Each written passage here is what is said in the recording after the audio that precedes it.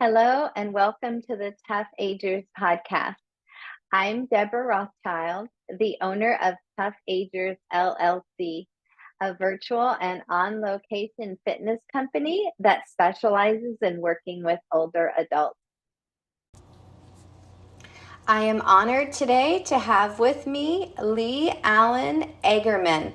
He was born on the south side of Chicago. After graduating with a BSEE from Northwestern University in Evanston, Illinois, he moved to Mountain View, California in April of 1962. He started his career as a design engineer for the oscilloscope division of HP. While working there, he earned his MSEE from Stanford University. Later, he transferred to HP's DIMEC division as an applications engineer where he designed data acquisition systems. He then worked as an outside sales engineer for Ward Davies Associates, a manufacturer's representative, selling electronic test and measurement equipment. In 1970, he co-founded Electronic Marketing Specialists, a statewide manufacturer's representative company selling OEM computer peripheral equipment. In 1975, he founded Lee Allen Associates, a manufacturer's representative specializing in power conditioning and power supply markets. The company sold Topaz and Exide power conditioners and uninterrupted power systems. In 1987, he semi-retired and started doing business and sales consulting to small and medium-sized Silicon Valley companies. In 1997, he joined Techlicon Incorporated, a firm providing high-tech liability side expert witnesses for intellectual property lawsuits such as patent, contract, and misappropriation of trade secret disputes. He retired in 2014 at the age of 74. Lee quit smoking at the age of 42 after smoking 2.5 packs of cigarettes a day for 28 years. He started weight training and running or brisk walking to maintain his fitness. Today, at almost 84 years old, he is stronger than ever before and feels like a person half his age. In the last few months, he has begun a vegan lifestyle and feels like he could live at least another 20 years.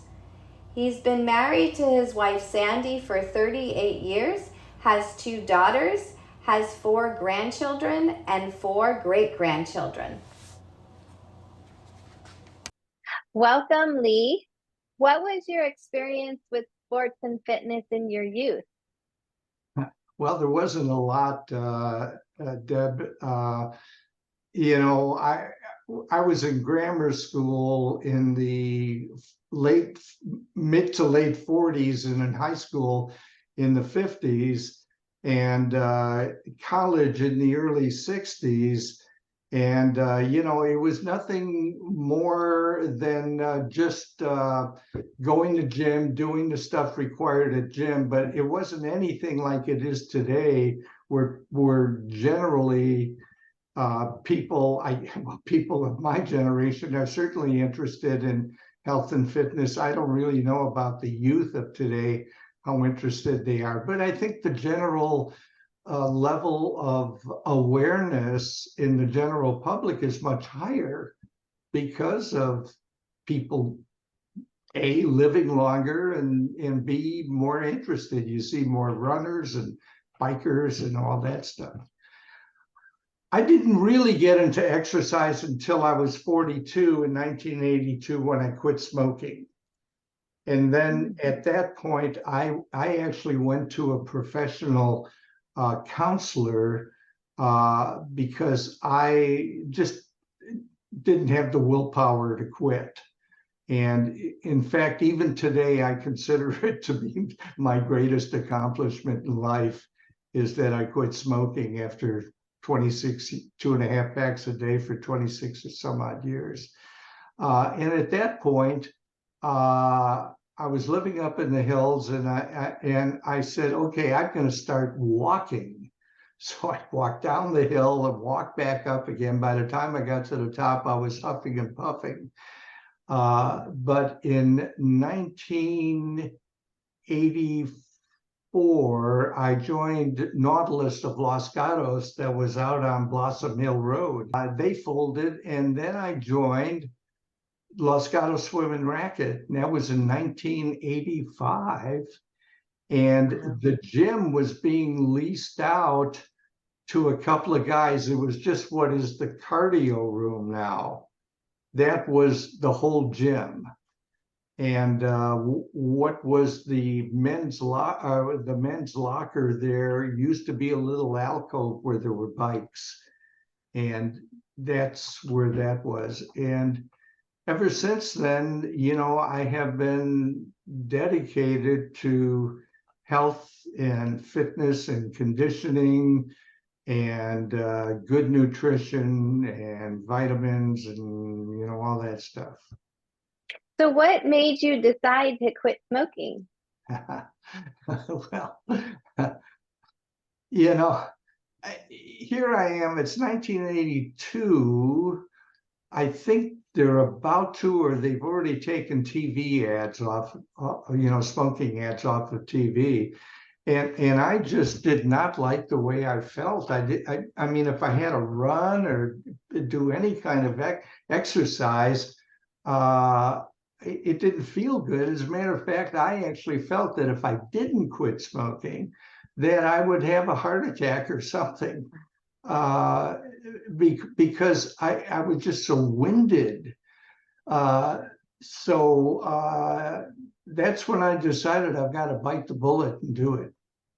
And I don't know how many people will remember this, but in the 70s, during the Nixon administration, David Packard worked for the Secretary of Defense, Melvin Laird. He was the Undersecretary of Defense, David Packard of Hewlett Packard.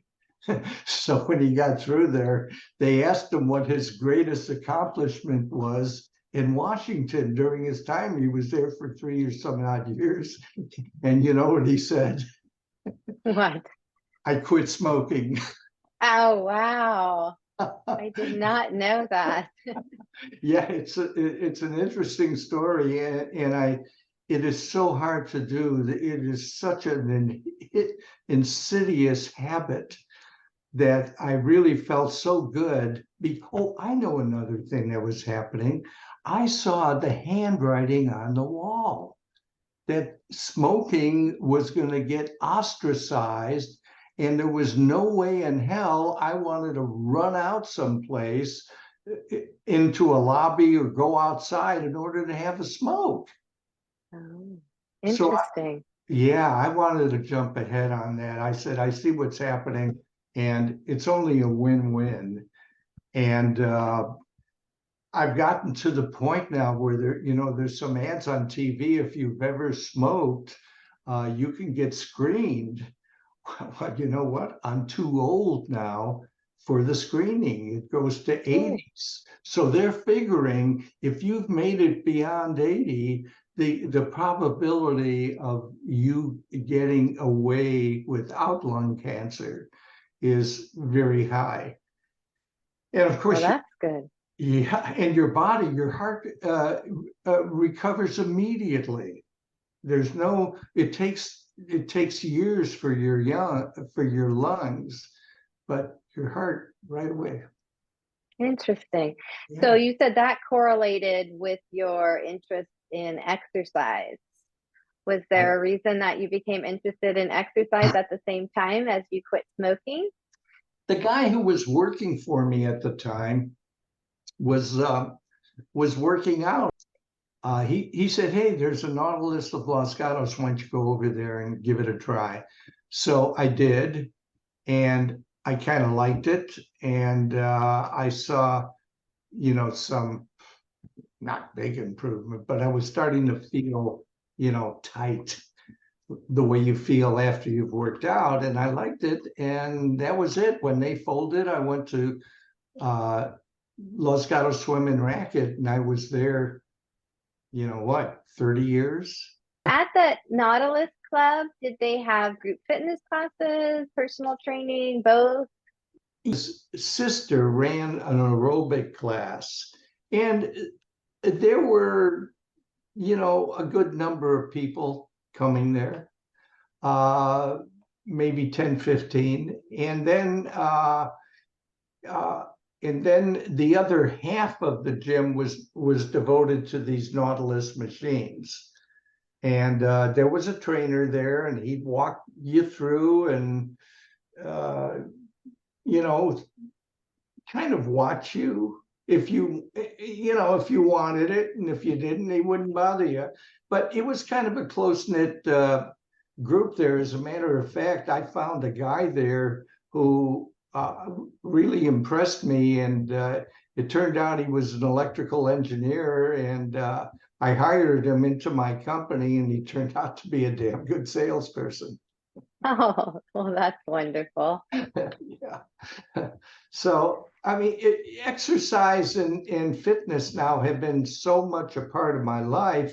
I would say as I've gotten older, I've kind of given myself permission to miss a day, or uh, uh, mostly miss a day. I'm very, very uh, religious about doing the routines and completing them, the ones that you're giving me.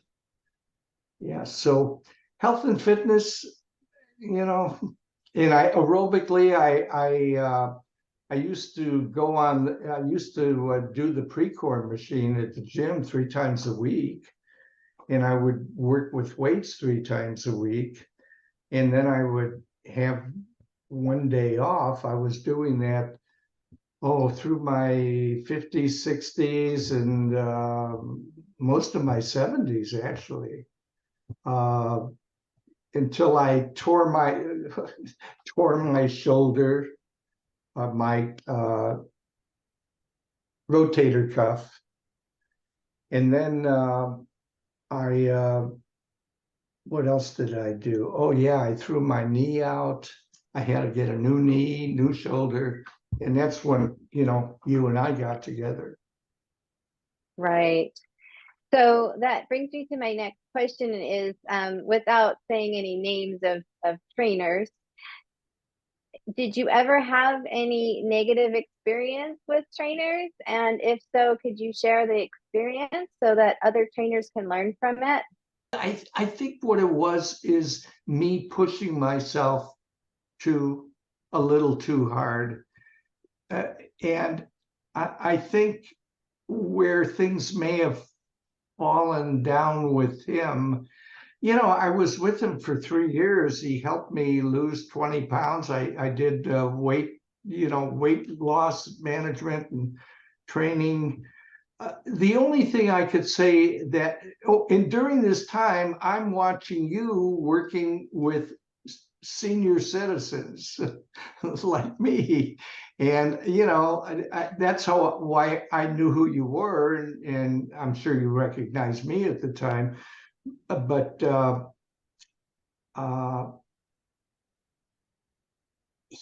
he, like I say, I tend to push myself beyond the limits, and when I tore my rotator cuff, that happened in the fall of 2018, and then the following March, I got knee surgery, and I knew that I couldn't go back to him, and he probably knew it too. And so at that point, that's when I got together with you, and between when I started with you, which was April or May, my surgery was March. I came back real quick from that, like 60 days, and I'm working with you. All I remember is that by September, I was back to where I was in 2018, and actually 2 months after that, I was stronger than I ever was before. And I continue to gain strength even working with you remotely now with the rubber bands and the free weights. So yeah, let's put it this way. For years, I was working out myself and I wasn't making any progress because I wasn't changing my routines. So one thing I learned is you got to change your routines every 4 weeks, and that has made a big difference. So I think you are more attuned to a senior's body type and what works and what doesn't work, what could work, and you're very responsive to things that may not be working for me. They happen rarely, but occasionally they happen. And I just think that you're the right one for me, and I'm sure others as well. Thank you. So I'm wondering, what motivates you? I mean, there's so many older adults or younger adults who are just not motivated to exercise. What do you think is that motivation for you? Ah, ego. Well, let's put it this way. I like to look well, and I generally look well in clothes, and people don't believe I'm my age, and so that that is a motivation to stay healthy. And what I think, the way I'm looking at it now, I feel as good now as I did when I was a lot younger. And in fact, I'm entertaining actually going back to work and doing certain things. Yeah, not because I need the money, but because I've made some friends who are younger than me, who are younger than my kids actually, who are in the restaurant business and doing, my chiropractor is a young guy, and I've gotten into vegan eating. So we're talking about putting together a first class like Le Papillon vegan place. You've been to Le Papillon? Yes, I have. That is one of the last great restaurants we have here. Same owner, Mike, been around since the early 70s. So yeah. Wow, that's incredible that you feel that energetic and healthy that you want to go back to work at. You're almost 84, you said, I'll be right? 84 November 18th. So what, about 3 months? But here's the thing. When I walk, I live in Rinconada Hills. So you go out my front door, you go down a hill, and then you go up a real steep hill, and you're really just going up and down, and there's some flat areas. I'm actually getting record times. I can't believe it myself. I'll Good get for to you. I'll get to a checkpoint and I'll say, "What? That can't be right." So I'm being very competitive. I find myself motivated, and I just, Deborah, I think I can best summarize how I look at health uh, and exercise and eating right. And by the way, forgiving, accepting. I mean, it's more than just working on the body. There's a spiritual side of our being that adds to our day-to-day happiness. And I've learned that I can be happy in the midst of a chaotic world. But what I was going to say is, I look at my body as it is my car. I love cars. I take care of cars. I've had cars for 20 years. They look great. And I can tell if they're not running right, fix it. And someday the car is going to crap out no matter how well you take care of it. But in the meantime, if you drive it lovingly, in other words, don't smash it into people and things and use it destructively, because we do the same with our body. I can use my body lovingly, or I can be destructive with my body. No doubt about it. So I I believe in taking care of things. If they're broken, fix them. You know when you're right and you know when you're not right, and put good fuel in it and make sure the proper additives, the vitamins and all of that kind of stuff are in it. And you know, why not 30 years? Like, we're on the leading edge of tough aging. Very well said. So you've touched on so many things just now. If I could ask, what made you decide to become a vegan? Good question. I have a college friend of mine. We go back to the University of Illinois at Navy Pier in Chicago, 1959. We're both 19. And we were friends there. We lost track of one another. We became friends again 40 some odd years ago.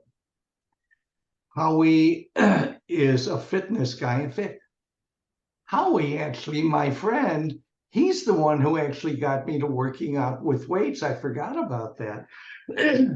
Anyway, I have been trying to lose weight, Deborah. I run on about a 7 or 8 year cycle where I get down to the low 160s, which is a beauty weight for me. And then I crawl up to about 180. I can't stand it. I'm blubby. I try. Oh, and by the way, every 2 pounds I move up, I think this is easy. I'll be able to get it off, but I can't. So I was at an end of a period here where I just, my suits weren't fitting, my clothes weren't fitting. I was getting a gut on me that bigger than it ever was. And I called my friend Howie. I said, Howie, I've tried everything. I've tried giving up booze. I've tried supplements. I've tried all kinds of stuff, green tea, metabolism blower uppers, whatever. And he said, look, just eat like this: salads, oatmeal for breakfast, almond milk, give up dairy, get your calcium from your proteins from lentils and all of that kind of stuff. And then my chiropractor, who's vegan also, and by the way, this is only in the last 45 days or so, but in that 45 days, I was able to take off 174, then 172. Yeah, I went from 178 down to 172, and now, and those were set points. Now I finally got down to 170, and I'm bouncing. It's just stubborn there. But I know once I can break through 170, then I'll have downward momentum. And the thing is, I'm feeling more energetic because I'm not putting in meat and stuff like that. And I'm eating a lot of good, I'm eating raw oats and almond milk and lentils and beans, and and I'm feeling full, and I'm not missing the meat. That's the thing. I'm not yearning for a prime rib. It's good. I don't know. Oh, Did that answer your question? it did. It absolutely did.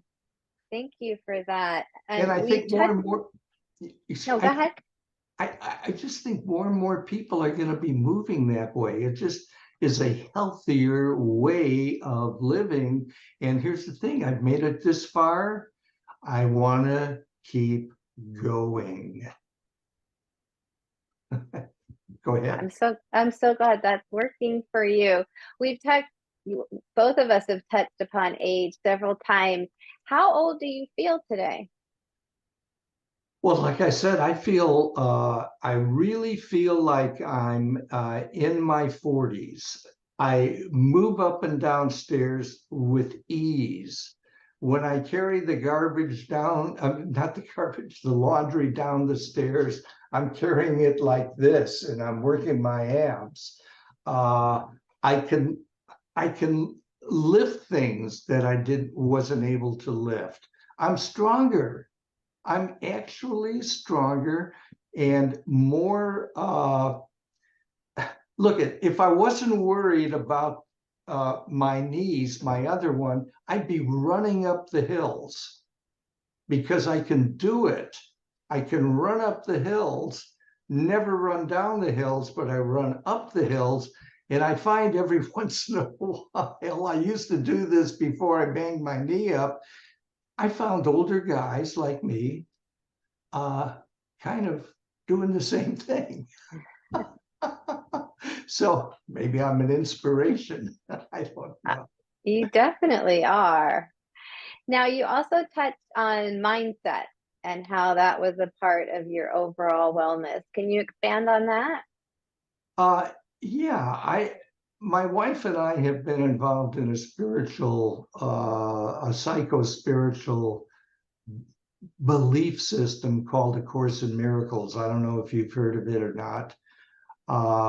You can Google it, it'll tell you about it. But it's basically, well,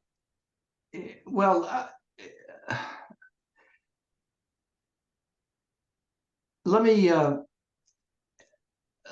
read you from, let me just, the introduction, it can be summarized this way.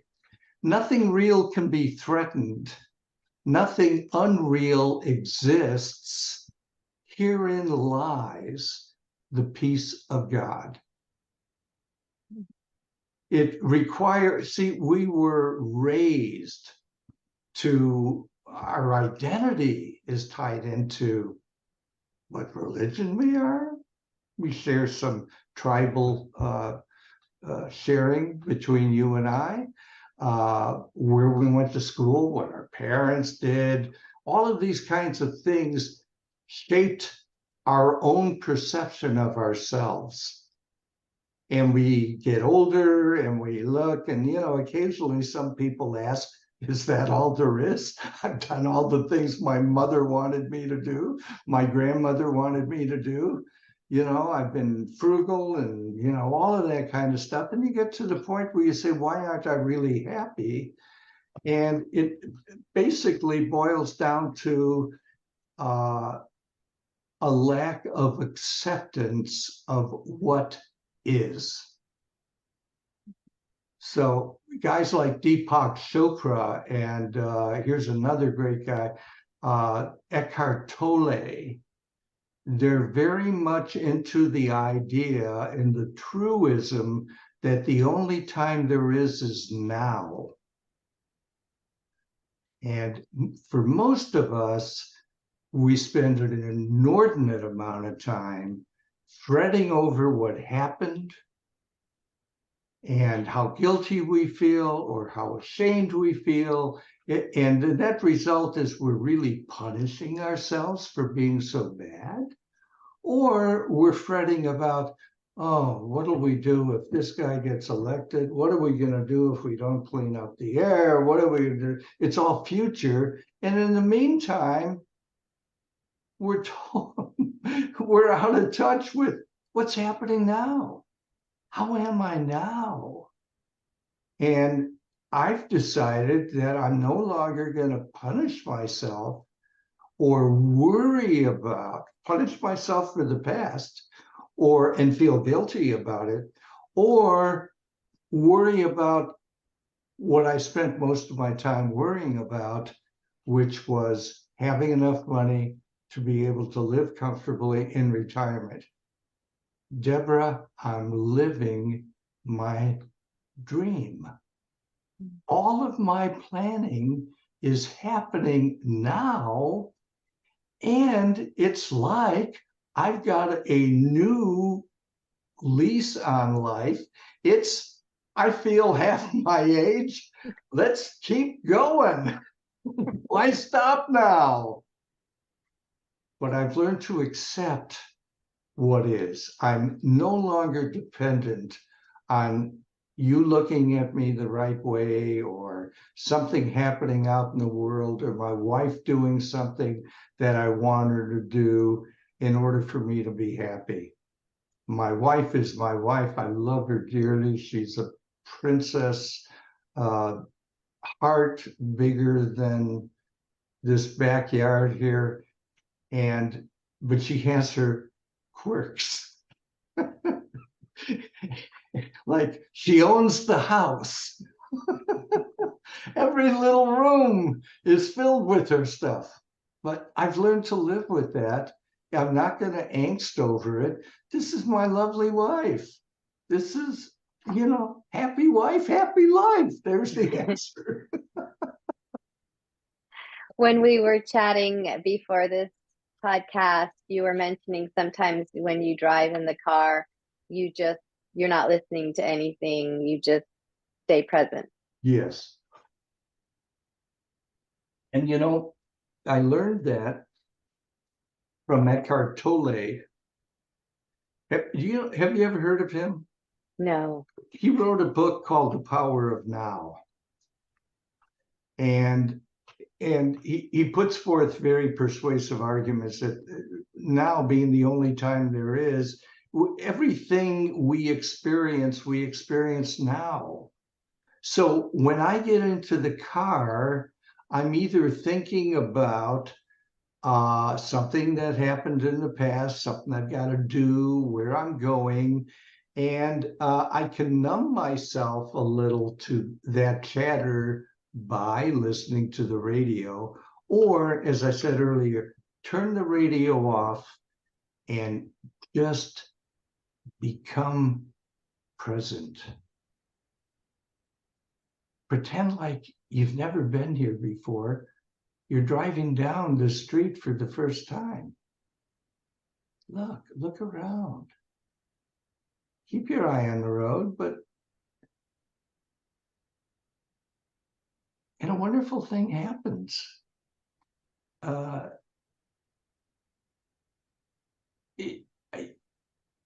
It's peaceful. It's very peaceful. Very nice, quiet. I'm just present.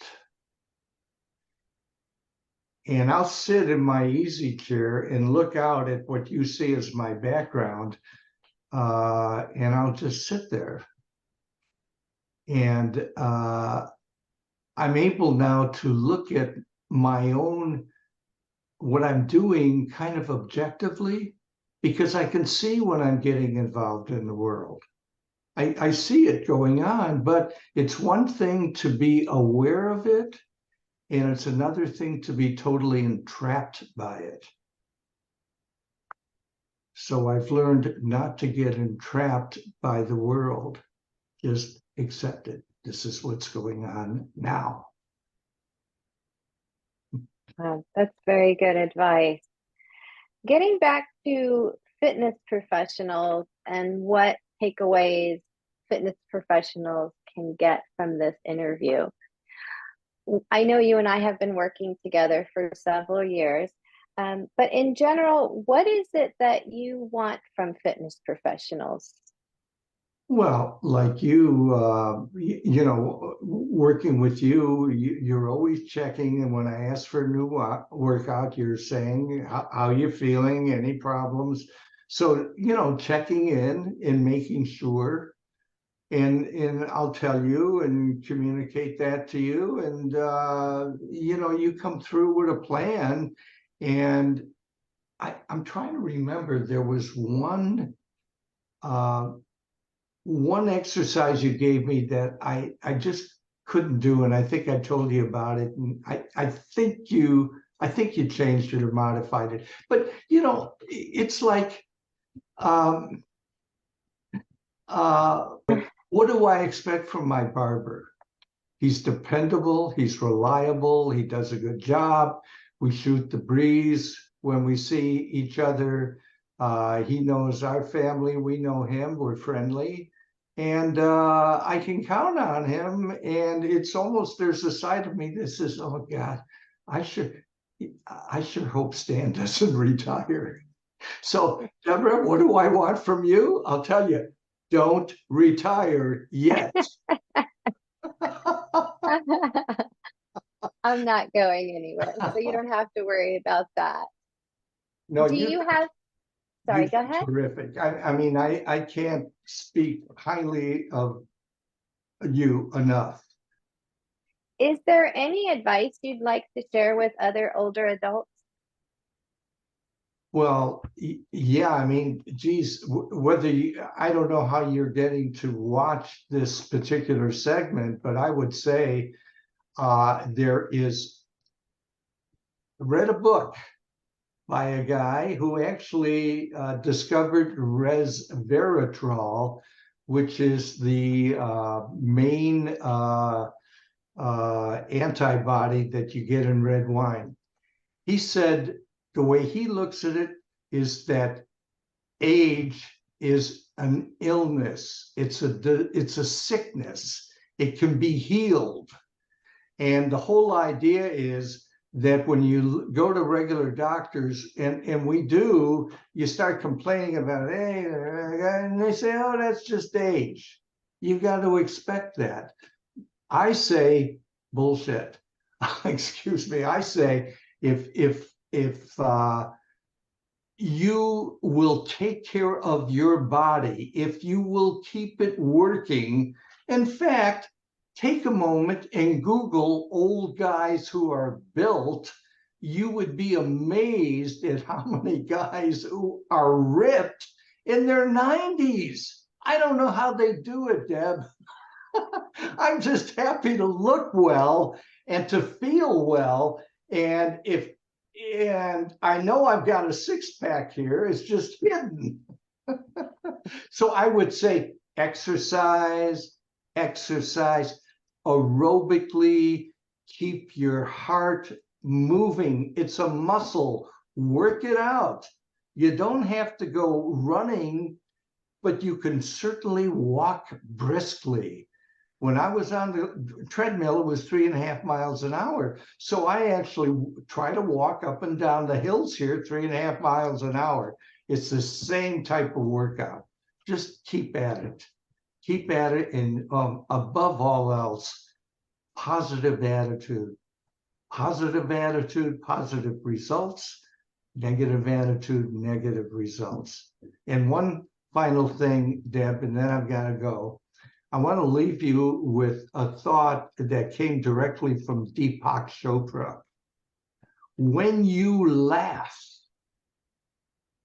you make lots of happy molecules.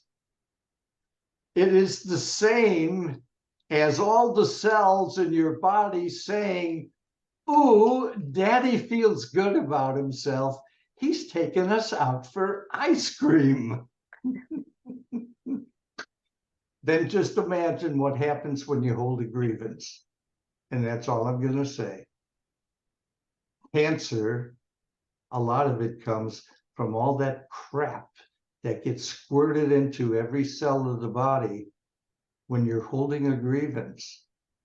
Let go of those and live a long, happy life. Your body may be screaming for ice cream. Give it to it. I gotta go.